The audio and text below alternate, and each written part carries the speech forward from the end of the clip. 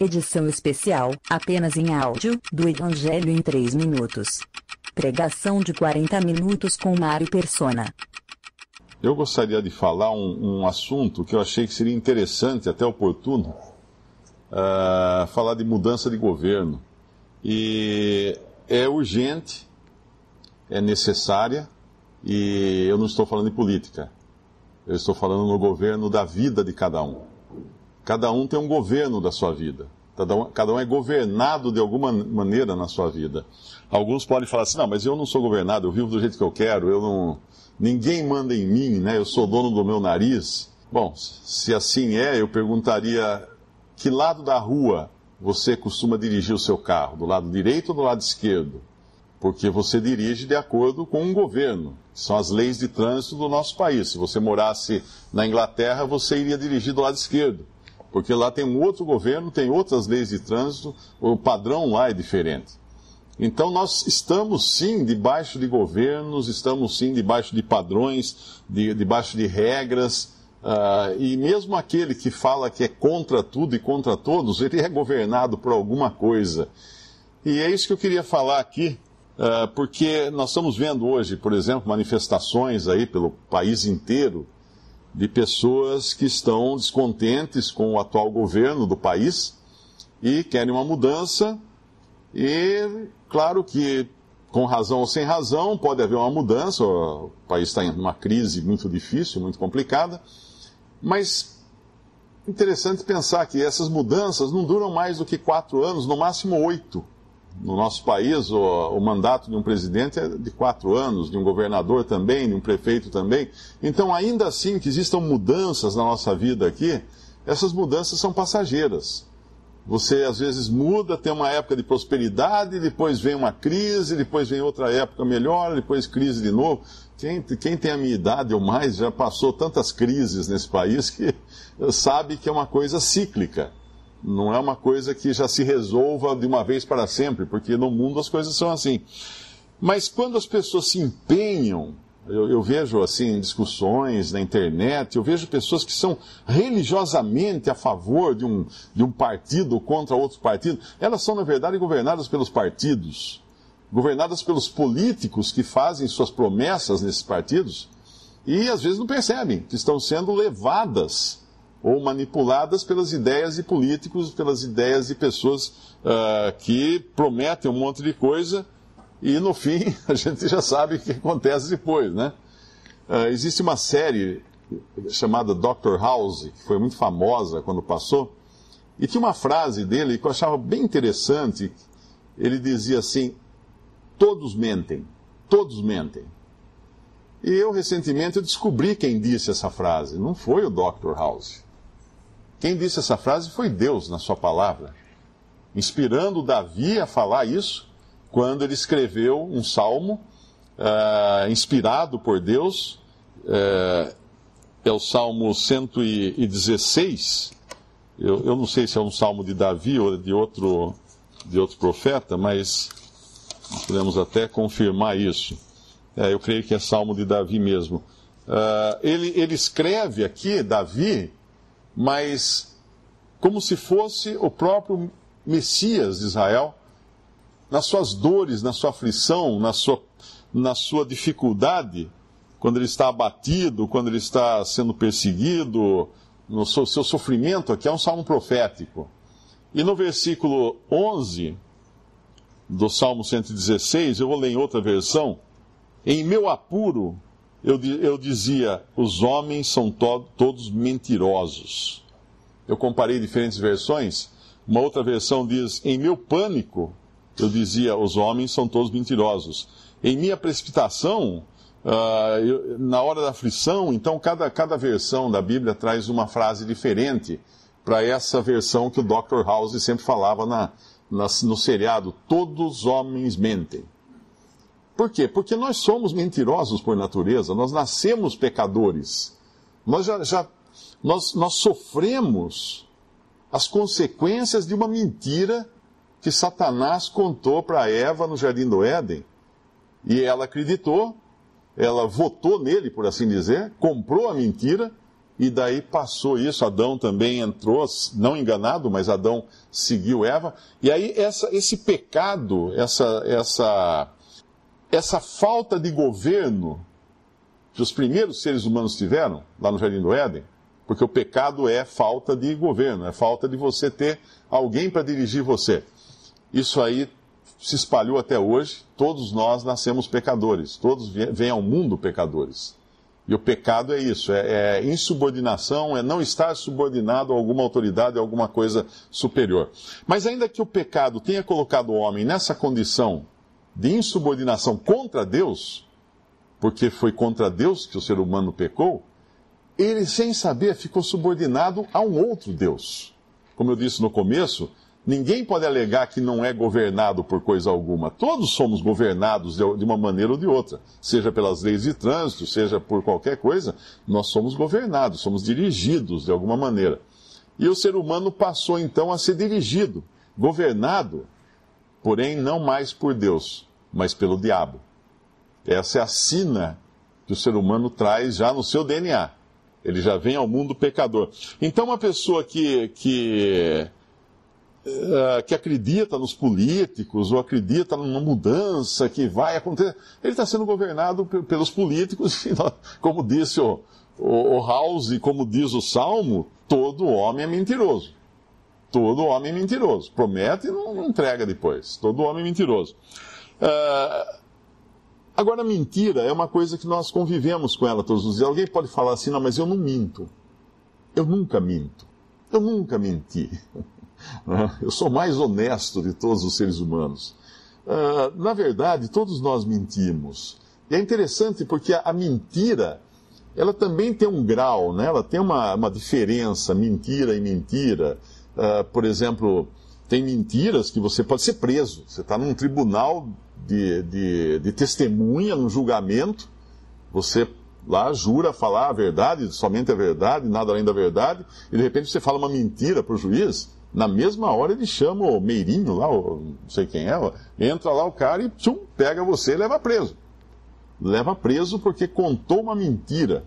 Uma pessoa foi participar de um júri uma vez, e ela falou que foi muito estranho, porque tinha um rapaz lá que se apresentou de testemunha, e quando ele contou a história dele, que era totalmente inventada, e aí o juiz já estava sabendo da história correta, da investigação e tudo mais, ele já chamou o guarda e falou, pode levar preso.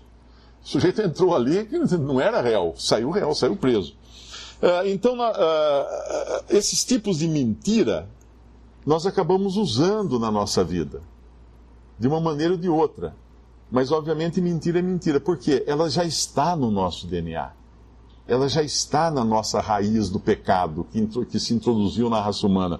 Uma outra coisa que é interessante, né, que o homem, ele tenta, desde a queda que aconteceu lá no Jardim do Éden, ele tenta, então, melhorar o mundo de alguma maneira, seja por política, seja por tecnologia, seja por artes, seja por cultura, tenta de algum jeito consertar aquilo que quebrou lá atrás. E quando eu estava vendo na internet os direitos humanos, e é interessante, tem um lugar na Declaração dos Direitos Humanos, é o direito humano número 11, que diz o seguinte: somos inocentes até prova em contrário. Eu acho que isso, inclusive, é a legislação também de todo o país, né? Somos inocentes até prova em contrário. E aí, quando a gente pega Romanos, Paulo vai falar, não há um justo, nenhum sequer. Todos pecaram. Não tem um inocente. Então, quando nós pensamos, muito bem, eu não sou governado por ninguém, não, eu sou governado pelas leis dos homens, ou eu sou governado pelos direitos humanos, pelo direito do cidadão, pelo direito sei o quê, nós precisamos pensar bem, será que Deus pensa da mesma maneira? Será que contaram para Deus que tem que ser assim? Tem aquela história até do futebol, né, que acho que era o Garrincha, lá o Feula, que era o técnico. Nós vamos entrar por aqui, chutar por ali, correr por ali, depois a gente chuta lá contra os russos. Eles iam ter um jogo contra os russos, e estava a seleção russa, e estava todo mundo ali, o técnico, explicando como é que ia ser o jogo. Aí o Garrincha virou, seu Feula, muito bom, muito bonito, mas Alguém já foi lá explicar isso para os russos, que tem que ser assim? Porque não adianta a gente criar coisas maravilhosas, ideias fantásticas, se Deus diz o contrário. Então, se eu digo que não há ninguém mentiroso, até que prove o contrário, Deus fala assim, é todo mundo mentiroso. É todo mundo pecador. O homem é bom até que se prove o contrário. Não, Deus fala, o homem é pecador, o homem é mau. O homem é mau. Não precisa provar o contrário. Ele já é mau. É a declaração de Deus. Então, as pessoas acabam procurando ser governadas por alguma coisa. Ou por uma filosofia, por uma ideia, por um partido político, por um governo. De alguma maneira as pessoas acabam se colocando debaixo de um governo, sem saberem que quem está hoje nesse mundo segurando as rédeas é Satanás. As rédeas das vidas das pessoas. Ele é o príncipe do mundo. Não genuinamente, mas ele é um usurpador. Quando os homens recusaram receber Cristo, que era o verdadeiro Messias, o verdadeiro príncipe que viria ao mundo, os homens se colocaram nas mãos do falso príncipe, do príncipe pirata, né, que está aí agora levando as pessoas nos caminhos que ele quer, que ele deseja. Então, o que os homens procuram fazer? Bom, vamos então ter uma religião. É muito comum. Hoje eu recebi um e-mail de um rapaz, ele está muito... Não sei, eu escrevi a resposta que eu dei para ele. Eu falei, escuta, acho que é Lucas o nome dele. Eu falei, Lucas, qual o seu problema? Só isso que eu perguntei para ele. Porque ele deve ser um desses católicos muito ferrenhos defensores da religião católica. E quando ele escreveu a primeira vez perguntando algumas coisas da Bíblia, eu respondi, como eu respondo para todo mundo. Mas aí ele começou a mandar textos e mais argumentos e mais... Aí eu não tenho mais o que responder. E hoje ele escreveu lá, Mário, está difícil você recalcitrar contra os seus aguilhões, né? Eu falei, amigo, qual é o seu problema? Qual é o seu problema? O que você tem? Na verdade é uma pessoa dirigida pela sua religião. E é seguro ser dirigido por uma religião? Será que é bom você colocar as rédeas da sua vida nas mãos de uma religião? Porque uma religião não é nada mais do que um partido político. É um grupo de pessoas que se reúnem, determinam certas leis, regras, tradições, e aí outros tem o clero lá em cima, né, que dita as normas, e os leigos lá embaixo que obedecem essas normas. É interessante que nós encontramos nos tempos do Senhor Jesus aqui na Terra, nos Evangelhos, uma religião muito bem montada, muito bem estruturada, que era o judaísmo. O judaísmo era uma religião dada por Deus, nunca devemos nos esquecer disso, é a única religião que Deus criou, o judaísmo. Nenhuma religião, nenhuma outra religião, budismo, islamismo, qualquer ismo que tem por aí, Deus não criou. E mesmo as religiões ditas cristãs, adventismo, presbiterianismo, ou qualquer outro ismo também, Deus não criou religião alguma, Ele criou uma religião, judaísmo. Só que quando Cristo veio ao mundo, o judaísmo chegou no seu final. Chegou no fim do seu tempo aqui. Porque Cristo veio para salvar o homem. E colocar fim a tudo aquilo toda aquela máquina, aquela organização do judaísmo, aquele ritual, aquele templo. Deus, até para mostrar que tinha acabado, Deus permitiu que o templo fosse arrasado completamente, não deixar pedra sobre pedra no ano 70 da era cristã, para não ficar nenhum vestígio. E ainda assim os judeus insistem até hoje em guardar a sua religião, em fazer seus cerimoniais, mas eles não podem fazer seus sacrifícios. Por quê? Porque não tem o templo mais, eles não podem sacrificar fora do templo. Então eles estão se guardando ainda para sacrificar, mas eles não podem agora. Então eles fazem as coisas mais cerimoniais da tradição judaica. No tempo do Senhor Jesus havia um grupo de pessoas, haviam diferentes grupos que eram do judaísmo. Você tinha os fariseus, os saduceus, e tinha outras divisões menores, essênios, e todos eles, de uma forma ou de outra, não concordavam entre si, né? Por exemplo, os saduceus, a gente sabe que eles não acreditavam no mundo espiritual, não acreditavam na vida após a morte, não acreditavam em um monte de coisa, não acreditavam em anjo, um monte de coisa.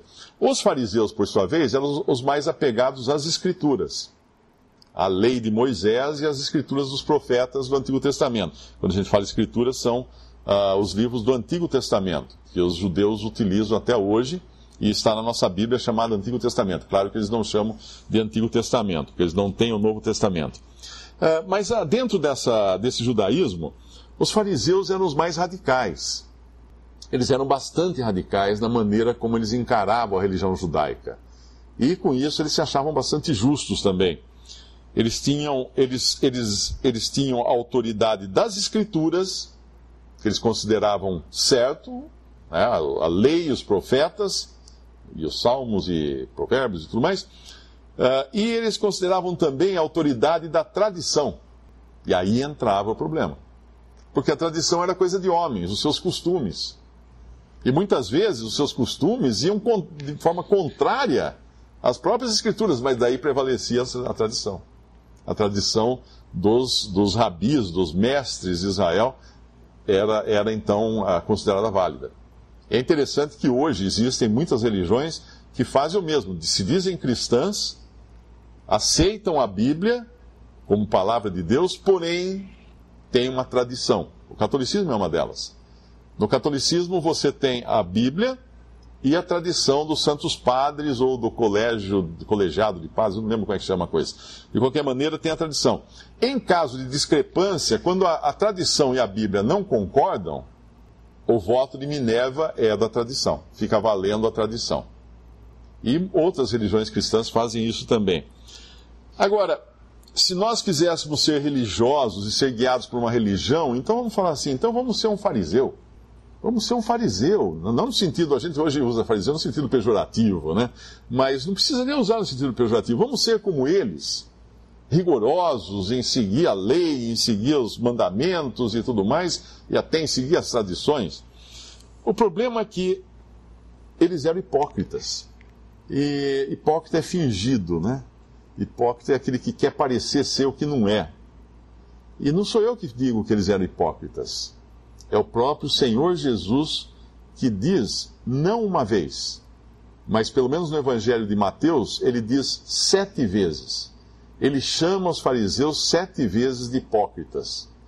7 é um número de uma coisa completa na Bíblia, uma coisa perfeita e completa, o número 7 representa isso. 7 vezes Cristo chama eles de hipócritas. A gente vai encontrar isso em Mateus capítulo 23, Evangelho de Mateus, capítulo 23, a partir do versículo 13. Ai de vós, escribas e fariseus hipócritas, pois que fechais aos homens o reino dos céus, e nem vós entrais, nem deixais entrar aos que estão entrando. Essa é a primeira vez que ele fala que os fariseus eram hipócritas, porque eles fechavam o reino dos céus, não deixavam entrar. Não deixavam entrar. E eles não entravam e não deixavam ninguém entrar. O que significa isso? Vamos traduzir isso para o tempo de hoje. Será que você já ouviu alguém dizer: quem não for da minha igreja não vai ser salvo? Isso é ser hipócrita como os fariseus. Se quem não seguir o profeta fulano, hoje está muito na moda, aí tem alguns profetas que aparecem de vez em quando, e está muito na moda. Quem não seguir o guru cicrano, eu fui viajar para Alto Paraíso agora no começo do ano, no final do ano, e lá é um lugar muito místico, e me contaram que lá tem uns gurus por lá, né? Tem uns caras que você passa na rua, você vê um cara de barba, de roupa toda estranha, tal. São gurus que moram lá para fazer as coisas dele, as profecias dele. Me contaram que teve um lá, que na verdade ele foi expulso da cidade. A população se juntou para pegar o cara mesmo, para dar uma surra nele, porque descobriram que ele não era guru coisa nenhuma, ele era um sem vergonha que ia lá e seduzia as mulheres da cidade, né? Levava lá pro templo dele e seduzia as mulheres, dava droga, fazia coisa. Então era coisa que não tinha nada a ver com os gurus indianos, ele tinha a sua própria agenda. E muitas religiões, se você não seguir o guru, o profeta, o líder, o pastor, o papa da religião, qualquer coisa, você não vai ser salvo. Ai de vós, escribas e fariseus, hipócritas. Agora, uma outra vez que ele chama de hipócrita, no versículo 14, ele fala: ai de vós, escribas e fariseus hipócritas, porque devorais as casas das viúvas sob pretexto de prolongadas orações, mas por isso sofrereis mais rigoroso juízo. O que seria alguém que devora casa de viúvas? Hoje existe muito disso. Existe muito disso. Viúvas, às vezes, têm bens e não têm filhos, não têm herdeiros. Existem igrejas cristãs, né, denominações cristãs, que os pastores adoram encontrar viúvas assim. Então eles visitam, eles dão o maior cuidado, às vezes fica até torcendo para morrer logo, né? Porque eles acabam convencendo elas para doar os bens, para colocar como herdeira a denominação. E isso não só no meio evangélico, no meio católico também. Eu trabalhei num banco e eu trabalhava para encontrar imóveis no Rio de Janeiro, para abrir agências para esse banco. E uma vez eu fui negociar com a Cúria Metropolitana do Rio de Janeiro, um prédio que tem só escritórios da Cúria, porque eu não sei se vocês sabem, o Rio de Janeiro pertence à Igreja Católica.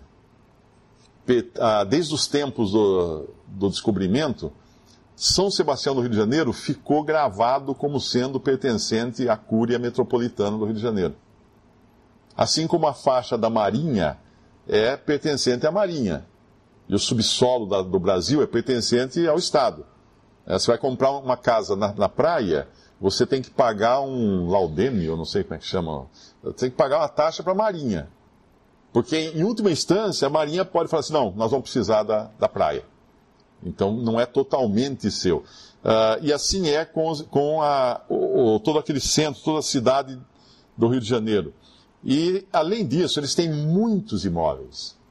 Eles têm muitos imóveis. Eu, indo lá e conversando com o advogado deles, ele começou a contar por que eles tinham tanto imóveis. Porque a Cúria Metropolitana do Rio de Janeiro tinha tantos imóveis, casarões, prédios inteiros, terras, terrenos, por causa de heranças. Viúvas, principalmente, porque a mulher sempre dura mais que o homem, né? O homem vai primeiro, passa tudo para a esposa. Fica tudo para a viúva. Aí a viúva morre, não tem herdeiro, vai para quem? Vai para a Cúria. Então, devorais as casas das viúvas. Agora dá para entender melhor qual é o contexto desse devorais as casas das viúvas. É ficar lá para ver se ela põe na herança, no testamento. E aí no versículo 15, ai de vós, escribas e fariseus, hipócritas, outra vez no versículo 15, pois que percorreis o mar e a terra para fazer um prosélito, e depois de o terdes feito, fazeis filho do inferno 2 vezes mais do que vós. O que é fazer um prosélito? É ganhar alguém para a religião. Não é pregar o evangelho, não é levar a verdade, porque isso o Senhor Jesus mandou, ide por todo mundo, pregar o evangelho, levar a verdade da salvação pela fé em Cristo. Mas é diferente você levar a verdade da salvação pela fé em Cristo e você levar a mentira da salvação pela membresia de uma religião. Fazer membros, trazer pessoas para colocá-las dentro de um redil, dentro de um curral da religião. Isso não existe na Bíblia. Existia no judaísmo. O judaísmo era realmente o curral, né, o aprisco, onde ficavam guardadas as ovelhas de Israel. Mas lá em João 10, o Senhor conta uma parábola, ele fala do bom pastor que vem e tira as ovelhas e leva a pastar para fora.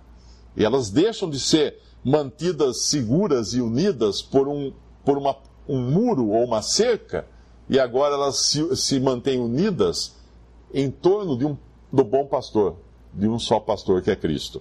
Mas voltando aqui então, esse é o outro hipócrita que o Senhor Jesus fala, são pessoas que tentam ganhar membros para a sua igreja ou para a sua religião.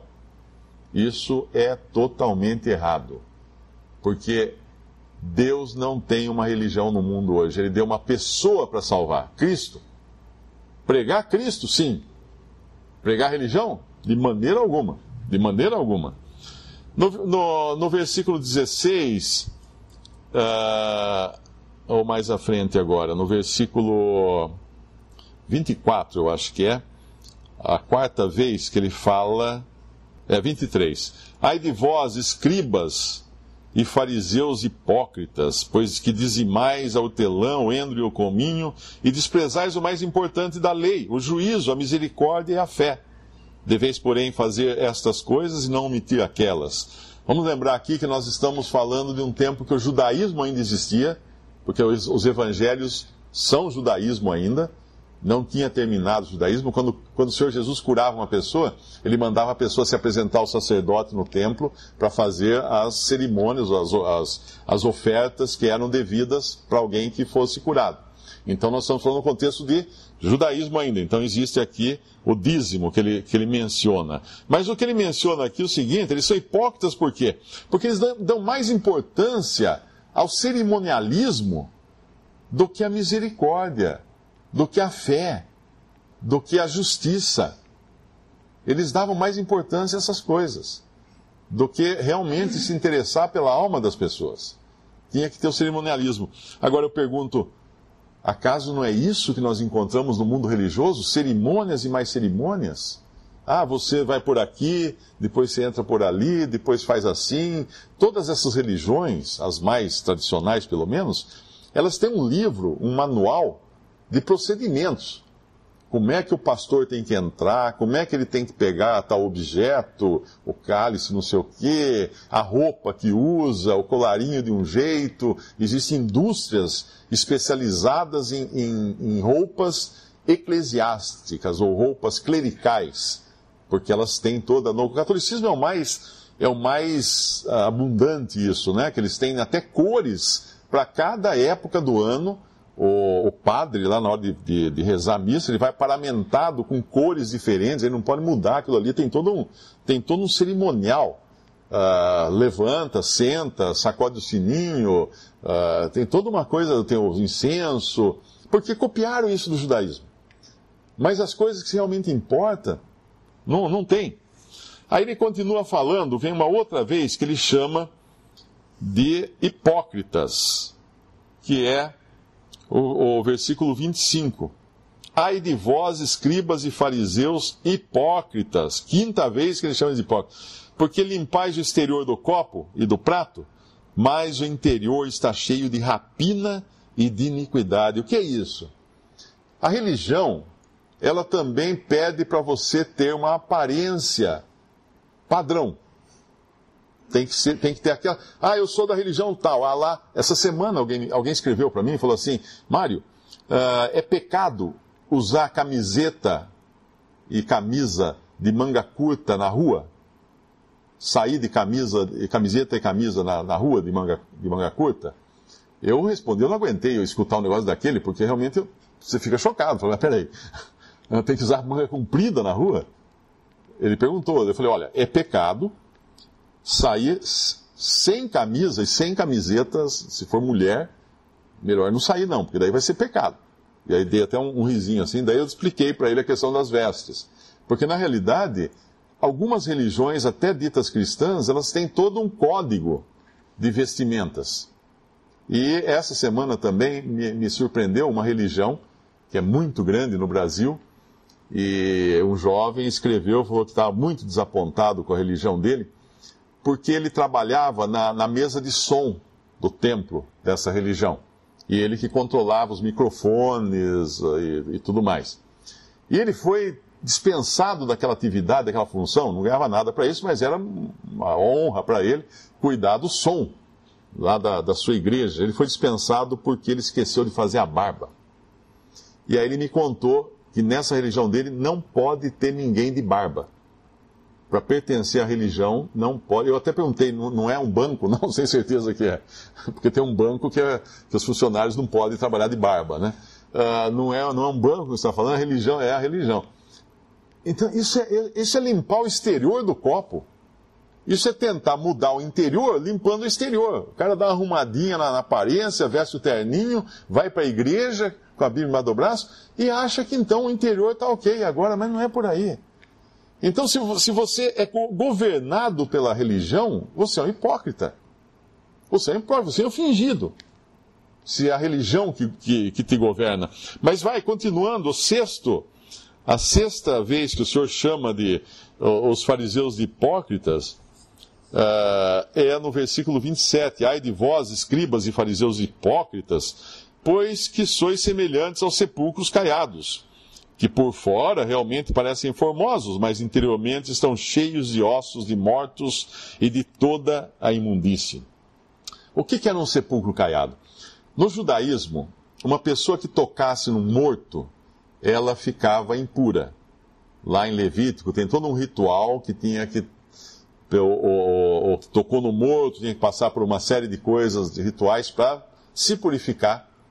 Porque a impureza do morto, da morte, passava para a pessoa que tocou em ossos, ou num cadáver, ou qualquer coisa assim. Então eles não podiam tocar em mortos. Na tentativa de evitar que alguém inadvertidamente tocasse num morto, os judeus pintavam os sepulcros. Jogavam cal branca em cima do lugar onde a pessoa foi sepultada, e era uma forma de embelezar até o local, mas também de avisar, olha, aqui tem um morto aí, ó, cuidado, não pise em cima. E assim é a religião do homem. Ela cobre o exterior com cor branca, cor pura, né? Tem algumas religiões até que tem que vestir branco, né? Algumas religiões espiritualistas, as pessoas vestem branco, porque elas acham que vestindo branco elas estão mais em sintonia com Deus ou alguma coisa assim. E é isso aí, é o sepulcro caiado, porque está dentro que está ruim. O Senhor Jesus falou, do coração do homem procede todo o mal, os crimes, adultérios, tudo vem do coração. Não vem de fora. Está dentro do homem. O homem é impuro por natureza, é pecador por natureza. Algumas religiões, inclusive, as pessoas ficam tão encantadas com seus líderes que querem pôr a mão neles. Você já deve ter visto pessoas que chegam perto de um guru, de um líder, de um pastor, e põem a mão achando que com isso vai passar alguma santidade para elas. Não vai passar santidade, vai passar impureza. Porque ali está cheio de ossos. Algumas religiões, inclusive, guardam ossos de mortos que eram chamados de santos, né, que foram pessoas que foram fiéis a Deus, ou pelo menos demonstraram isso, guardam os ossos. E eu vi uma vez, eu conheci uma jovem, ela levava um pedaço de osso dentro de uma caixinha, pendurado no pescoço.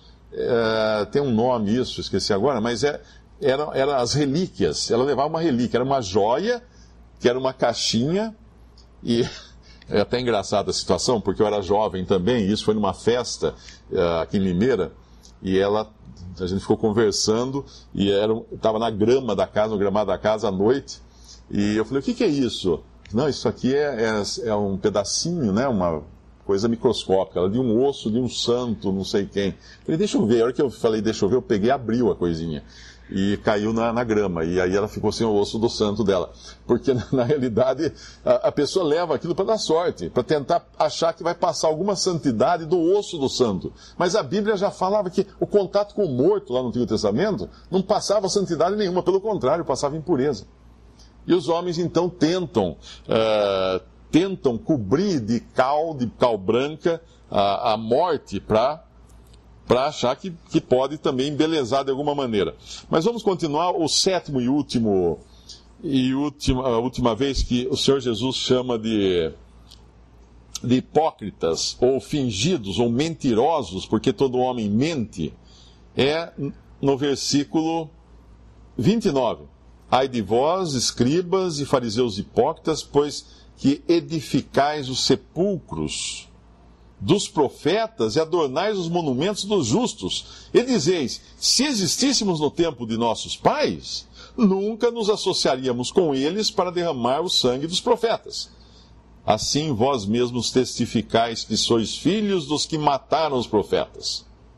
Enchei vós, pois, a medida de vossos pais. Eles edificavam monumentos para honrar os profetas que os seus antepassados tinham matado. E achavam que com isso estavam fazendo grande coisa.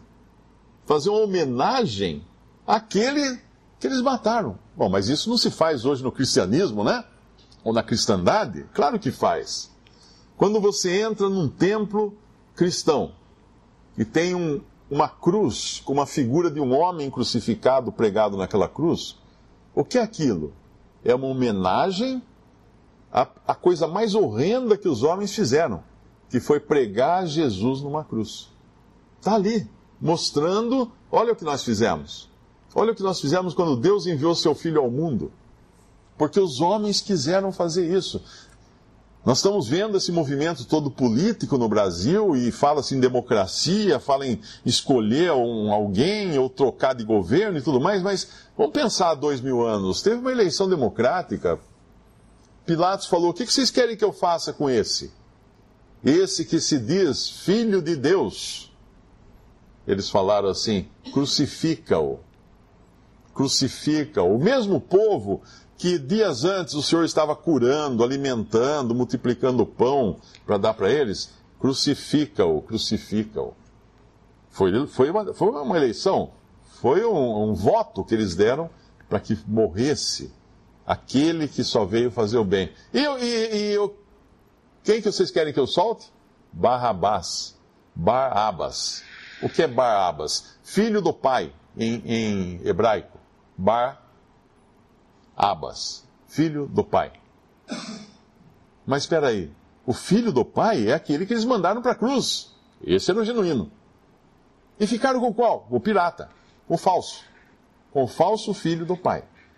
Mas naquela cruz, ali Deus iria usar da maior crueldade que os homens já podiam ter praticado contra o seu próprio Criador. Deus ia tornar isso na maior bênção que nós jamais poderíamos imaginar.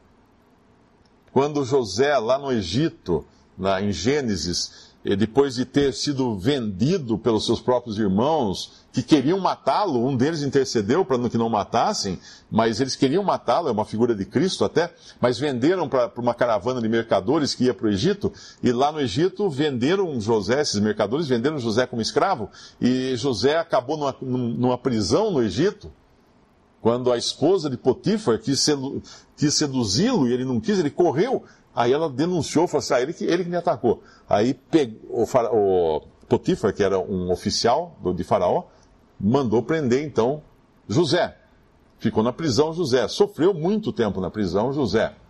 E quando ele sai, ele acaba se tornando vice-rei de todo o Egito.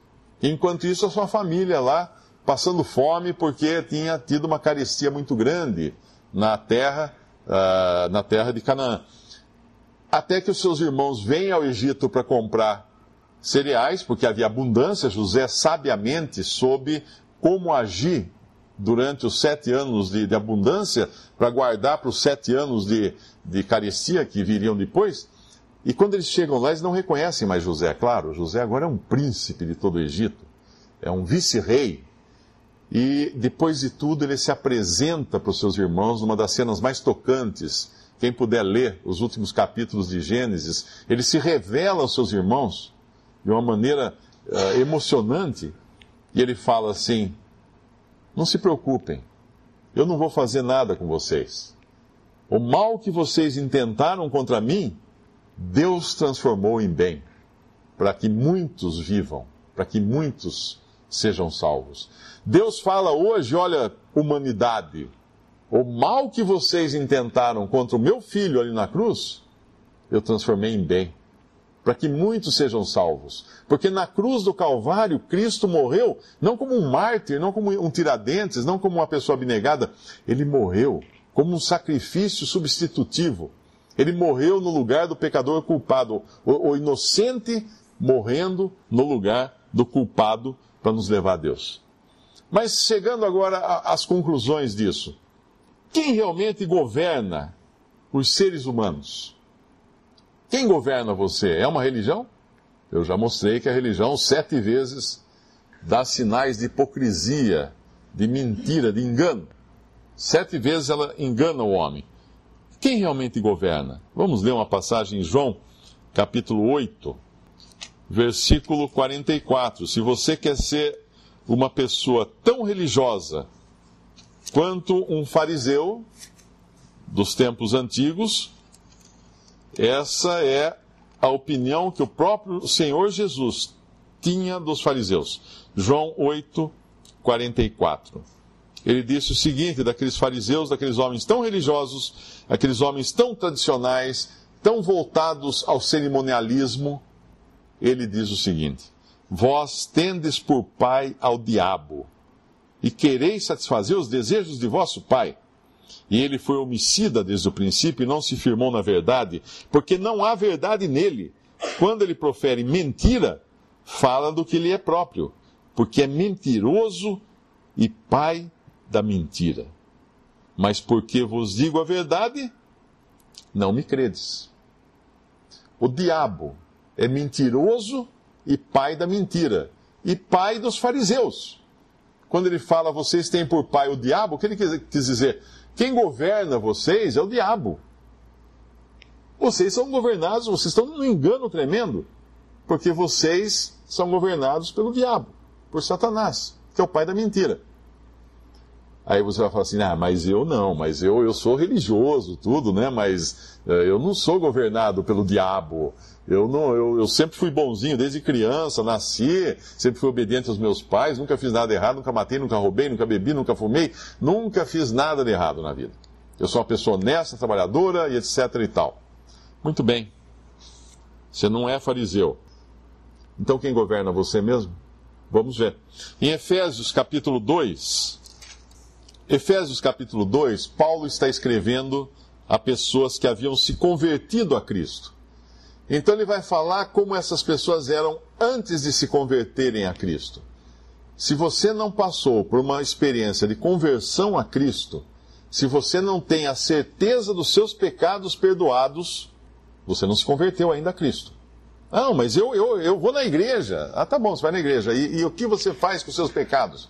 Eu procuro não pecar, eu procuro andar direito, eu ser honesto. Não é isso. Não, mas eu confessei os meus pecados.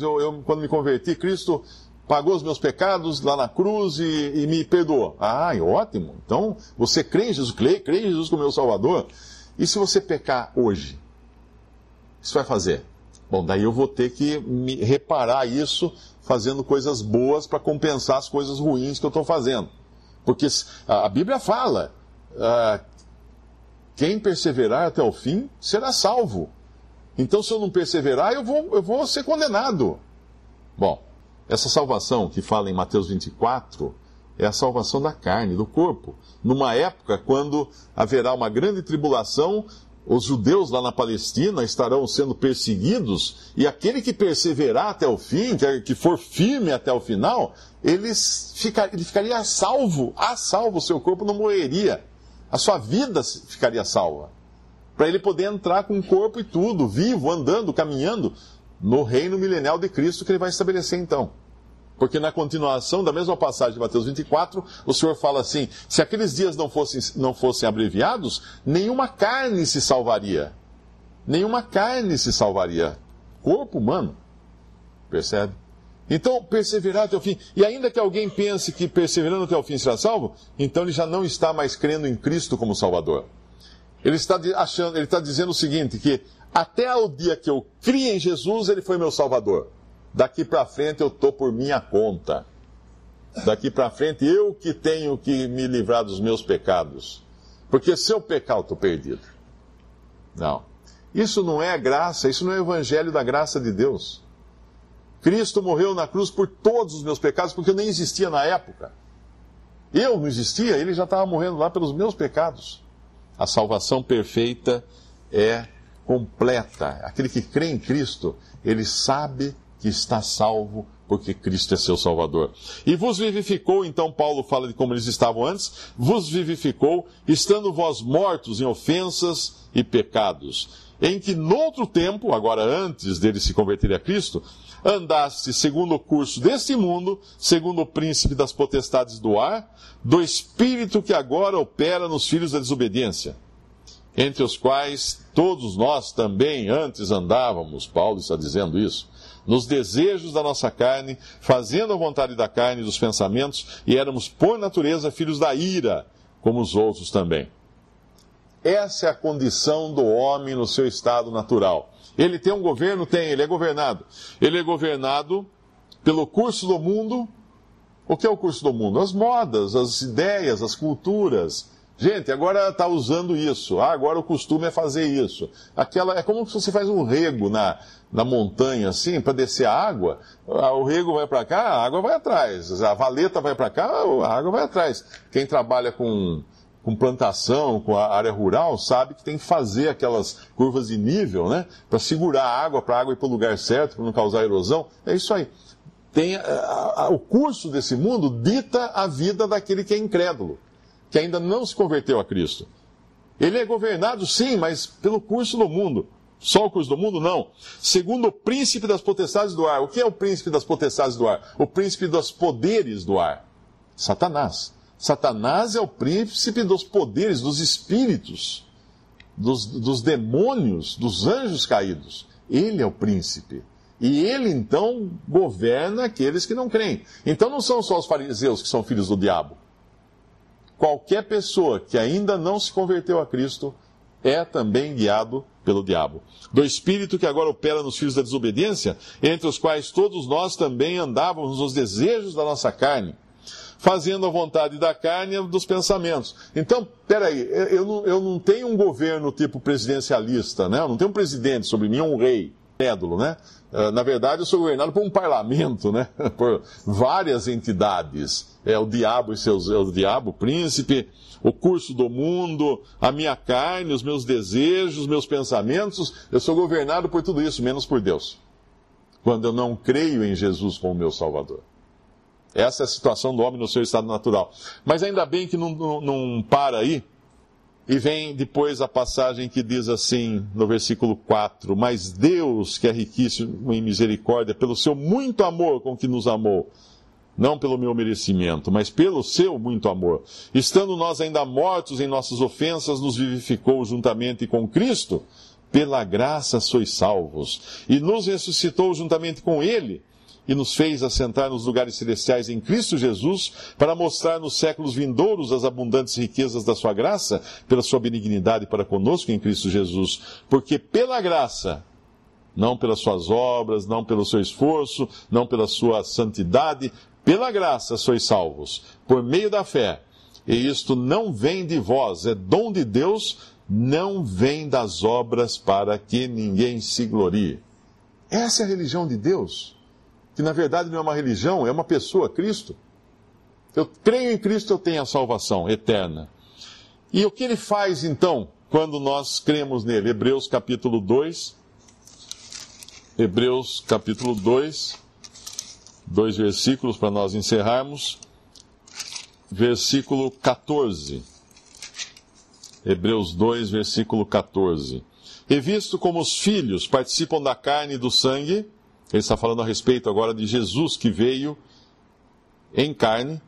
Também ele, Cristo, Jesus, participou das mesmas coisas, para que pela morte aniquilasse o que tinha o império da morte, ou o governo da morte, isto é, o diabo, e livrasse todos os que com medo da morte estavam por toda a vida sujeitos à servidão. Escravos de Satanás, mas ele veio libertar. De que lado você está? Antes de ser liberto ou depois de ser liberto? Isso é importante. A libertação só é pela fé em Cristo. E o outro versículo que eu falei que eu ia citar é 2 Timóteo 2, versículo 25. Instruindo com mansidão os que resistem, a ver se porventura Deus lhes dará arrependimento para conhecerem a verdade e tornarem a despertar, desprendendo-se dos laços do diabo, em que a vontade dele estão presos. Nada mais terrível do que estar preso e dormindo.